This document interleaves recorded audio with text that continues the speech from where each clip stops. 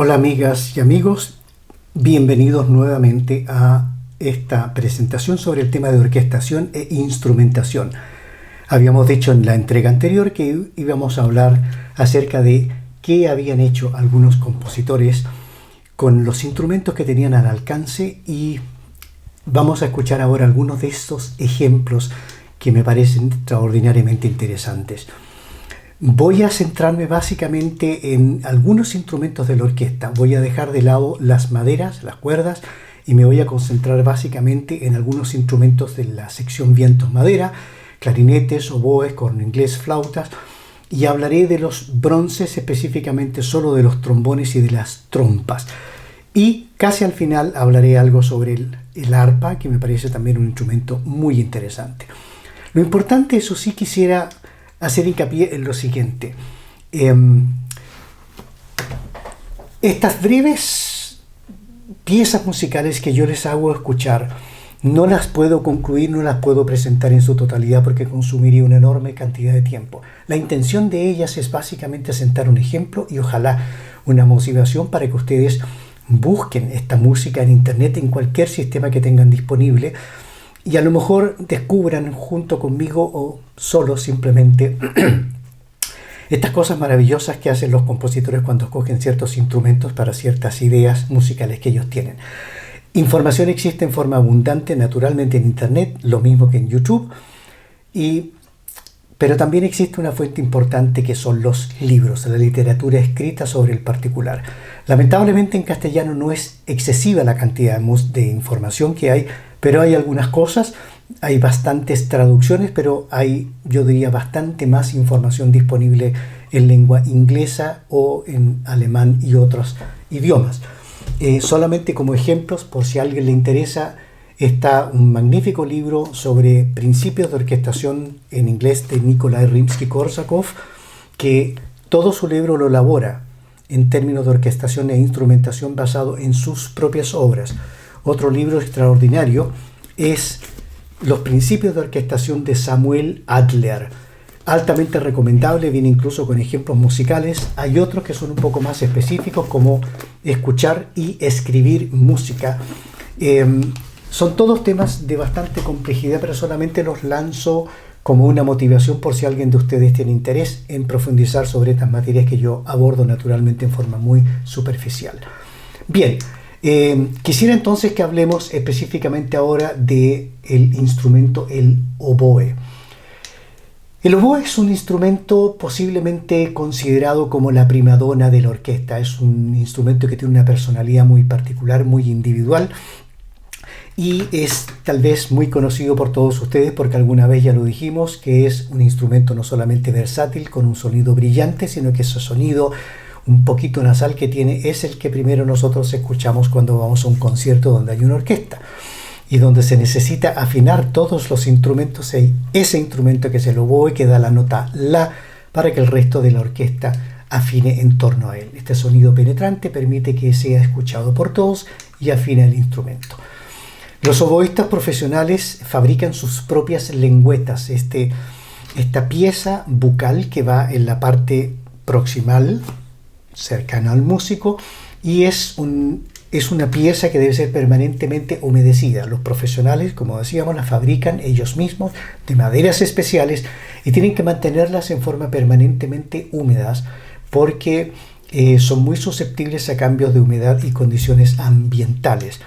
Si ustedes ven esta pieza es bastante específica, como digo, los músicos profesionales las preparan ellos mismos y tienen toda una historia en torno a ellos. Cómo suena el oboe, ya lo habíamos escuchado, pero ahora hagamos un poco de audición con una pieza orquestal. Vamos a escuchar de Tchaikovsky, específicamente de su Sinfonía número 4 del segundo movimiento, un trozo musical que se arranca con oboe y es naturalmente acompañado por orquesta.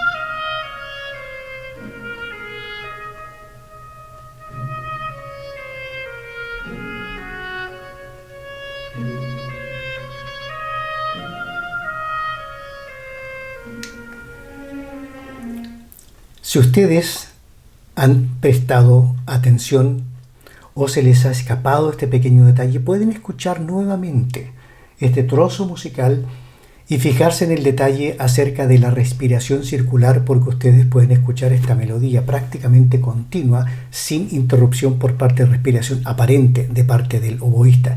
Naturalmente él respira a través de la nariz, pero nosotros no lo escuchamos, no escuchamos esta interrupción.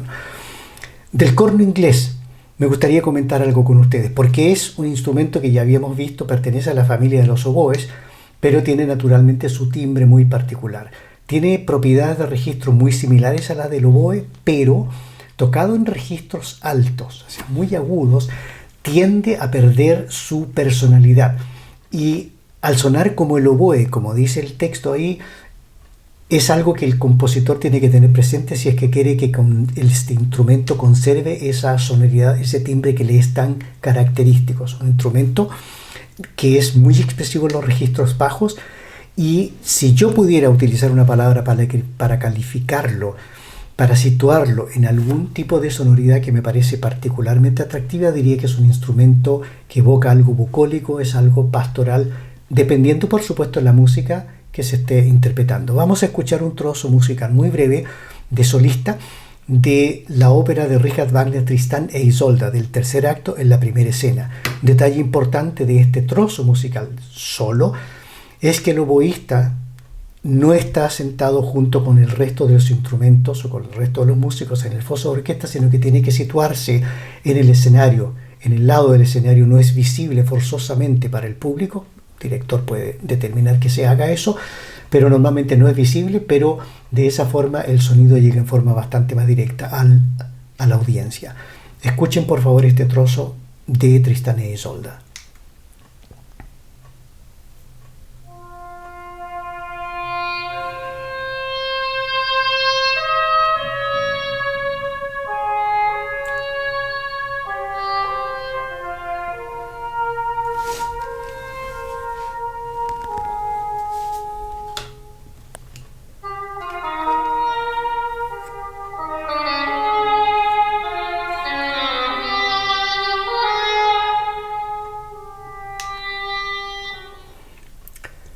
Haciendo un salto hacia atrás a una época muy anterior al romanticismo musical, que es el periodo al cual pertenece esta obra de Richard Wagner, Tristán e Isolda, escucharemos una composición, un trozo nada más, de un compositor checo, de Josef Fiala, que compuso un concierto para corno inglés y orquesta. Esta vez lo vamos a ver, no solamente lo vamos a escuchar, es el Adagio cantabile, en manos o en boca, por así decirlo, de uno de los más grandes oboístas que tenemos en el mundo, Albrecht Meyer, en donde si ustedes afinan el oído van a poder escuchar algo de lo que yo les decía, esta melodía continua producto de la respiración circular.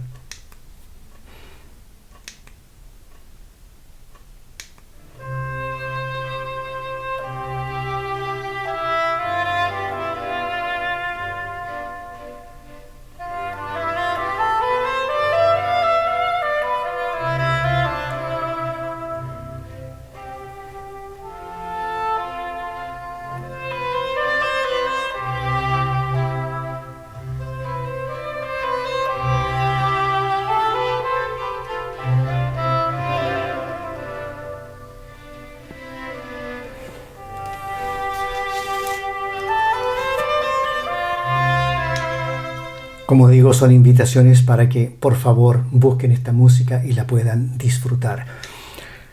A continuación, las flautas. Aquí tenemos un par de ejemplos muy interesantes. La flauta es en sí un instrumento que es el único que no tiene lengüeta dentro de los vientos madera.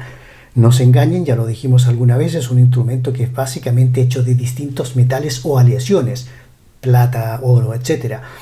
Pero no tiene lengüeta, y el nombre de madera, instrumento de viento madera, deriva porque en su origen era de madera.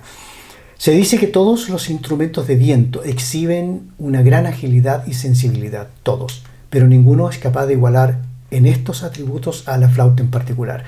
La familia de las flautas Está constituida por una flauta muy pequeñita llamada la flauta piccolo. Luego está la flauta que ustedes están viendo en la imagen, la flauta alto y la flauta bajo. Aquí tienen un grupo, digamos, de 5 donde se muestran todos estos miembros de la familia. En manos del gran compositor francés Claude Debussy vamos a escuchar este preludio a la siesta de un fauno, que es una música sin duda alguna muy conocida por todos ustedes y que es muy evocativa, muy bucólica, precisamente para interpretar, para dar la sensación de la siesta de un fauno. Empieza muy suavemente.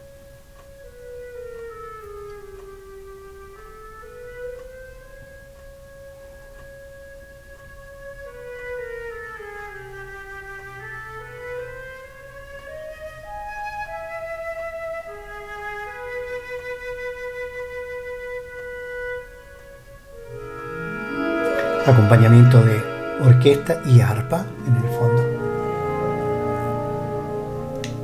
Seguimos con otro ejemplo, esta vez en manos de Georges Bizet, de su suite número 2, La Lesiana, en su menué. Esto lo van a ver en un video y donde en él van a ver a la una flautista, y luego en un círculo rojo yo les voy a mostrar a un clarinetista que, estando sentado en diagonal detrás de ella, está precisamente humedeciendo la lengüeta de su clarinete. Esto es para que vean cuán cierto es esto de que tienen que mantenerlo permanentemente húmedo.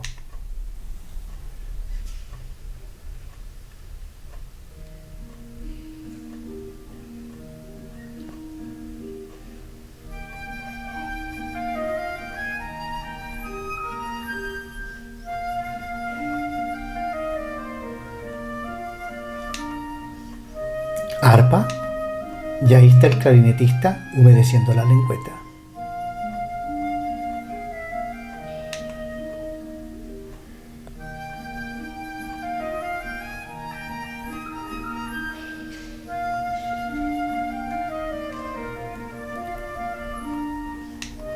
Seguimos con otro ejemplo, esta vez hablando específicamente de los clarinetes. El clarinete es un instrumento también muy interesante por diversas razones. Es el instrumento que tiene el rango más homogéneo de todos los instrumentos de viento, sin importar en qué registro suene, ya sea en muy piano o en muy fuerte. Esto significa que no hay el riesgo de que sonando potentemente, muy fuerte en registros agudos, pierda su sonoridad característica, pierda su carácter, su timbre tan especial. Esto es una cualidad particular de este hermoso instrumento, y vamos a escuchar un trozo musical muy breve en la obra de Piotr Tchaikovsky, Sinfonía número 5, la Sinfonía del Destino, en su primer movimiento. Muy lúgubre, muy triste.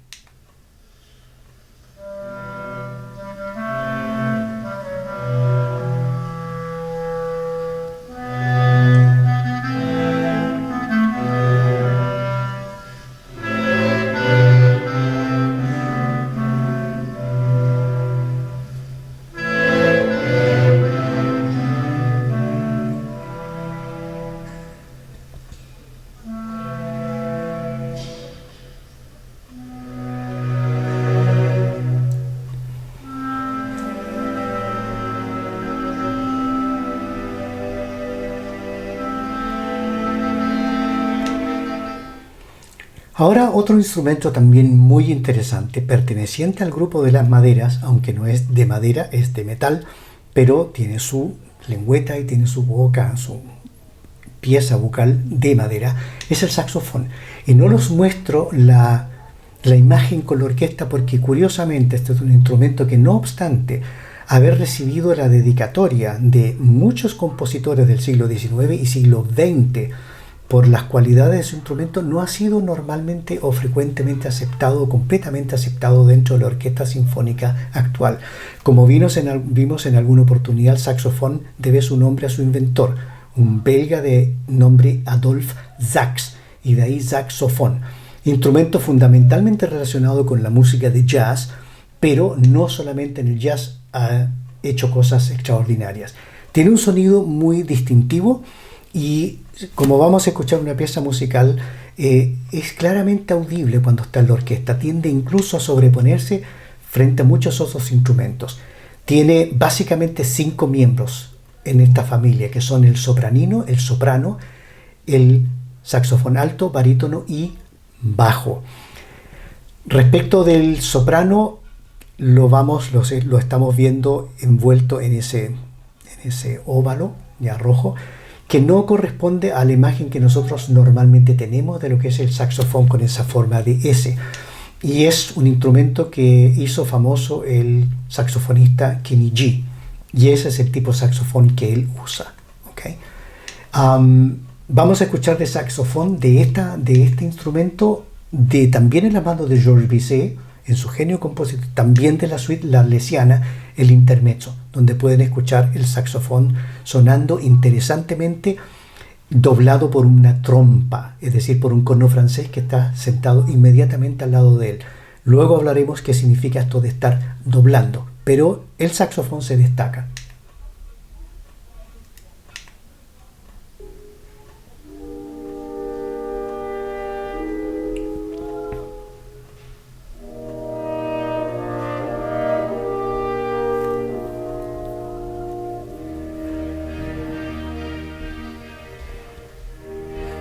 Ahí está sonando el saxofón.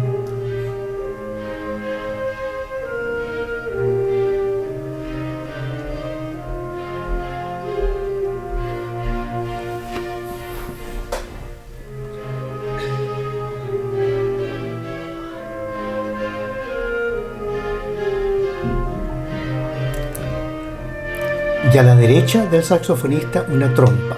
Vamos a ver más adelante por qué hago este comentario. Quedándonos aún en el saxofón, algo curioso, algo interesante, algo muy lindo. Sergei Rachmaninoff compuso una obra llamada Vocalice, como su palabra lo dice, vocal. Era para ser cantada, pero haciendo sonar solamente una vocal por parte de quien la canta. Tiene acompañamiento orquestal, pero ese es el nombre, Vocalice. Pero se ha prestado para muchas interpretaciones donde con distintos instrumentos, distintos acompañamientos se ha hecho también muy popular. Con certeza ustedes la han escuchado y en esta oportunidad quiero que vean una interpretación de Vocalice en manos de una saxofonista.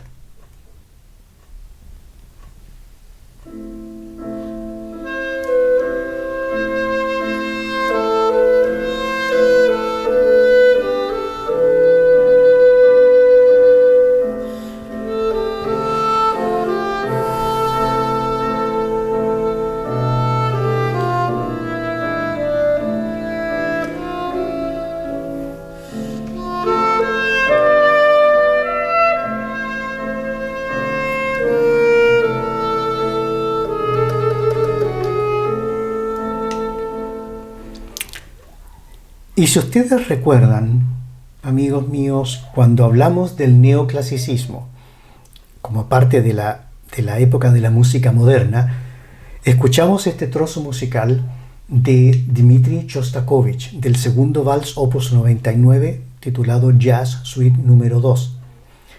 Y aquí, evidentemente, el saxofón es la pieza central. Ahí lo tienen.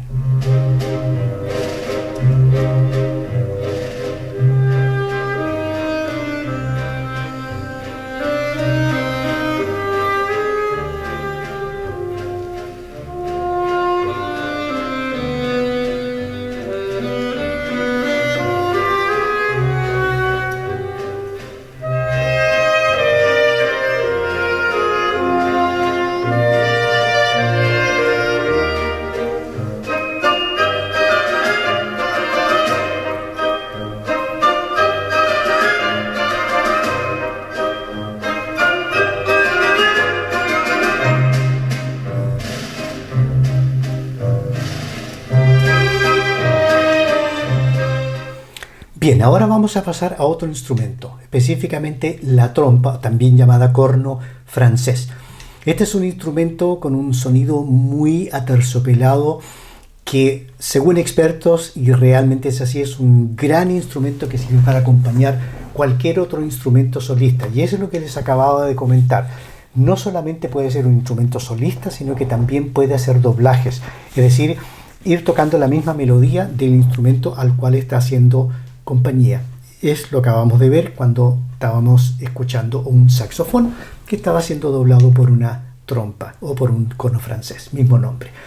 Es un sonido más suave que la trompeta, pero no obstante eso puede tener gran presencia y gran brillantez dentro del grupo orquestal. Se puede escuchar prácticamente sobre cualquier combinación de instrumentos. Y así suena.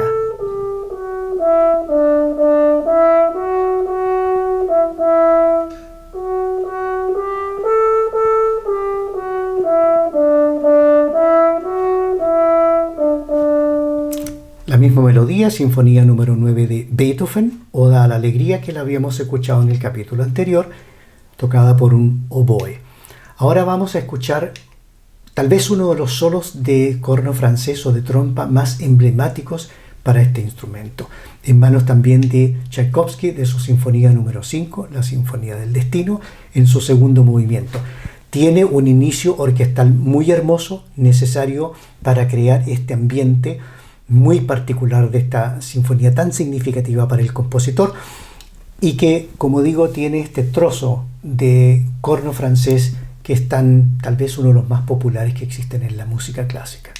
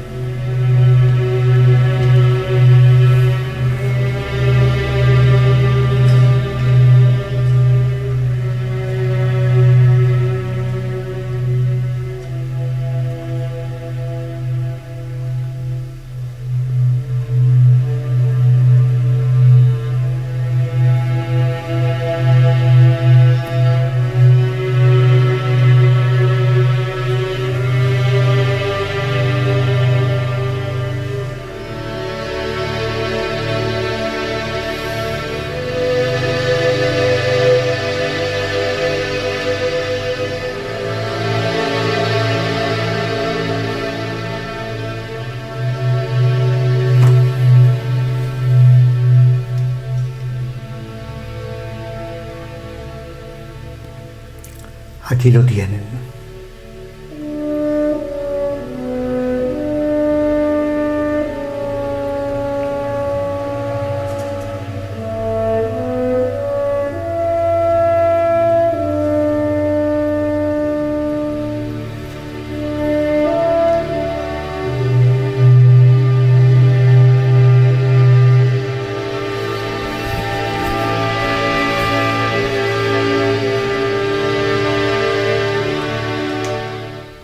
Como digo, son solo trozos musicales que tienen que ser vistos como una invitación de mi parte para que escuchen la música completa, no, por decirlo de alguna forma, mutilada como lo estamos haciendo ahora.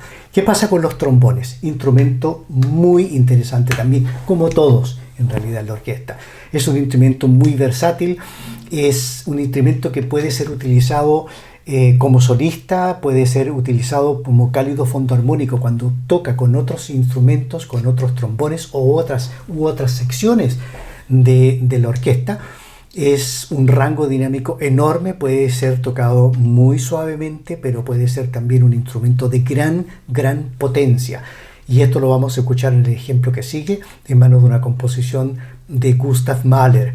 Tiene 5 miembros, existe el trombón alto, tenor, 2 de ellos, y bajo, 2 de ellos también. Gran instrumento, y veamos y escuchemos cómo suena en la Sinfonía número 3 en el segundo movimiento. Es un trozo muy breve, pero escuchen la presencia, porque hay otros trombones que están sonando junto con otros instrumentos, pero aquí se destaca este como solista.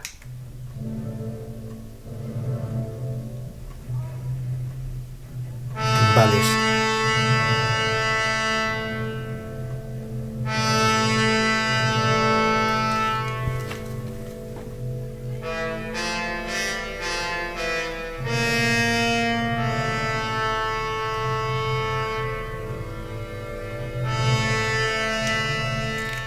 Si nos alejamos de esa función de solista, escuchemos en la Sinfonía número 2, Resurrección, en su segundo movimiento, veamos un grupo de trombones tocando acompañados por una tuba, y ustedes incluso verán las notas en el rincón izquierdo inferior, porque si alguien de ustedes lee notas es interesante ir viendo cómo de diferentes son las melodías o las notas que van tocando los distintos trombones. Ahí los tienen.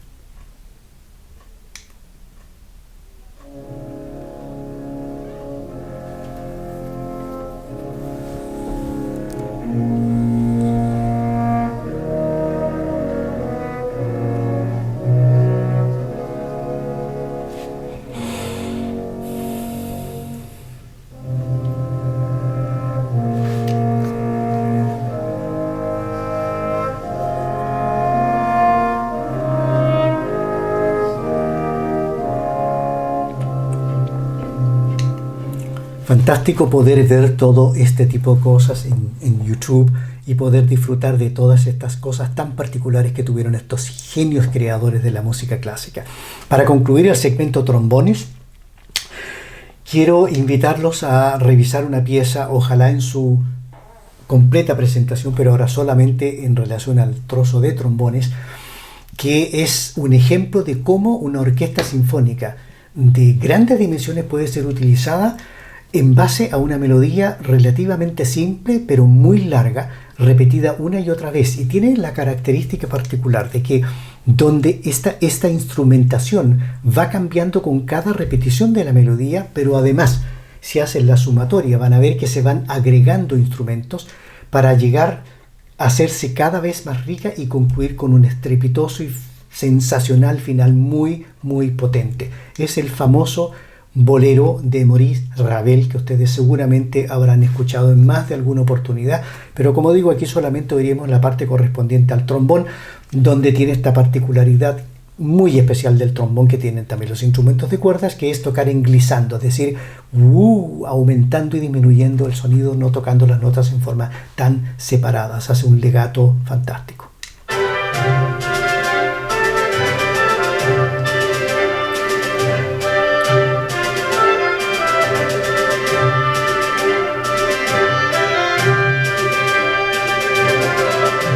Aquí viene el trombón.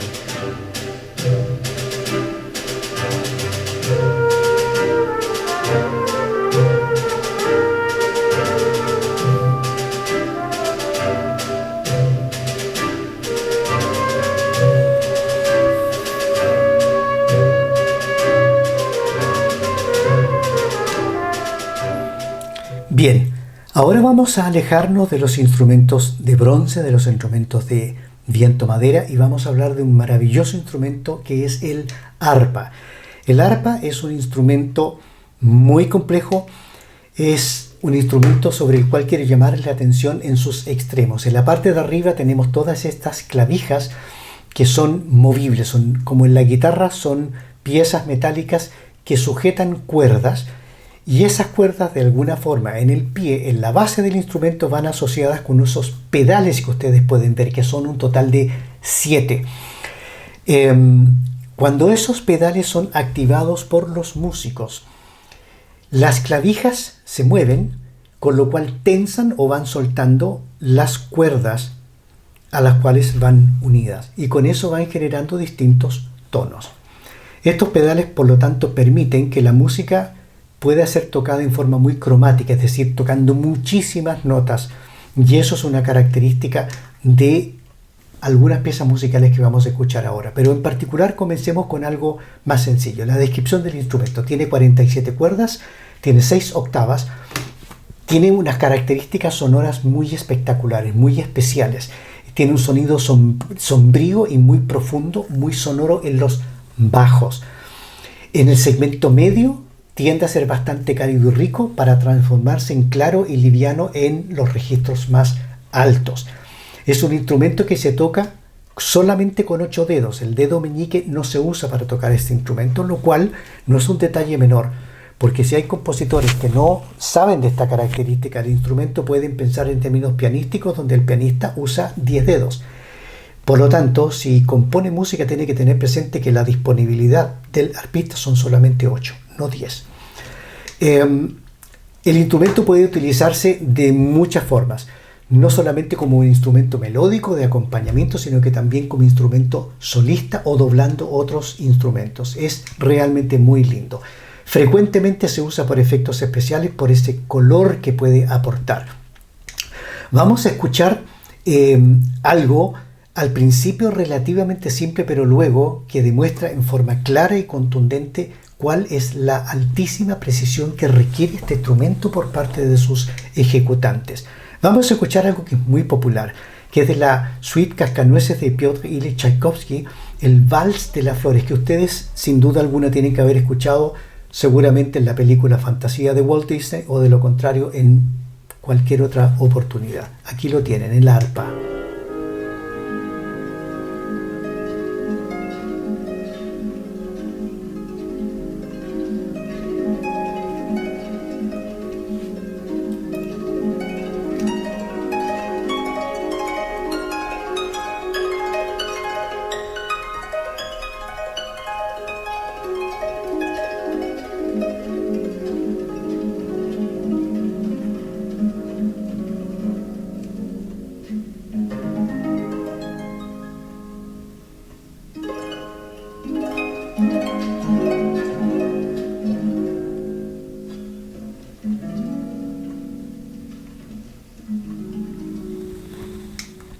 Ahí lo tenían en un ejemplo. Un segundo ejemplo es de Ludwig Spohr o Louis Spohr, su fantasía para arpa en do menor, de la cual vamos a escuchar casi la parte final, interpretada magníficamente por un arpista, a quien vamos a ver en una segunda interpretación de un grado de complejidad bastante más elevado. Vean esto.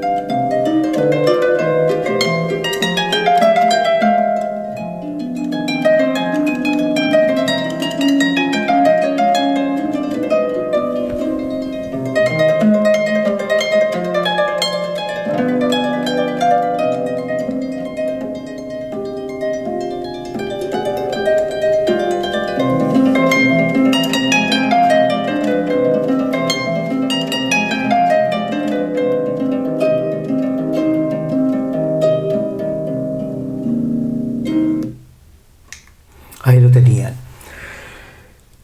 Algo interesante. Richard Wagner compuso una obra de dimensiones épicas. Se llama El Anillo del Nibelungo. Es una tetralogía, tiene 4 partes por lo tanto. Y la segunda parte de esta tetralogía se llama la famosa Valquiria. En el tercer acto existe un trozo musical llamado el trozo musical del fuego mágico. Aquí Wagner le impuso dificultades enormes a todos los arpistas, porque se puso, como dice normalmente, como se dice en música, muy cromático, es decir, exige que se toquen una enorme cantidad de notas, ¿ok?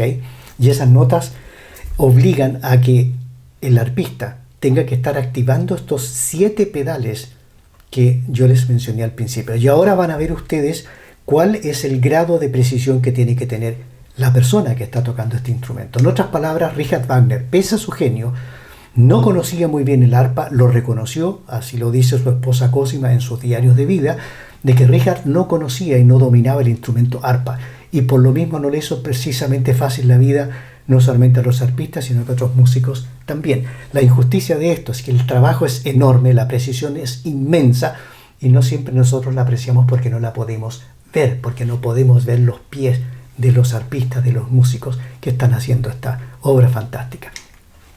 Aber wenn es natürlich jetzt chromatisch ist, dann ist hier unten sehr viel los und erfordert sehr viel Präzisionsarbeit.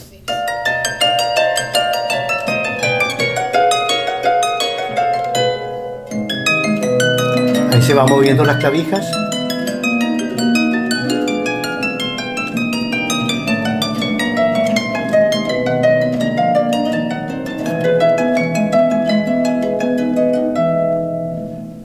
Eso era. Ahora van a escuchar el trozo musical correspondiente a esta música del fuego, ¿ya? Donde ustedes van a escuchar toda la orquesta sonando y a ver si son capaces de escuchar las arpas que están aportando este fondo orquestal. No les voy a decir dónde suenan, es un ejercicio para ustedes. Fuego mágico.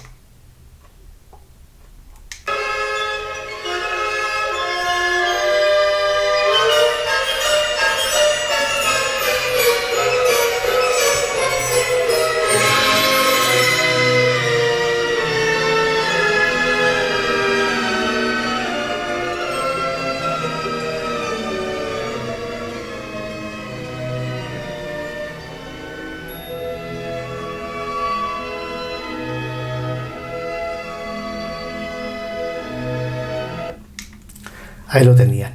Ok, con esto concluye esta parte y ahora nos preparamos para la tercera, donde lo que quiero hacer es hablar de orquestación.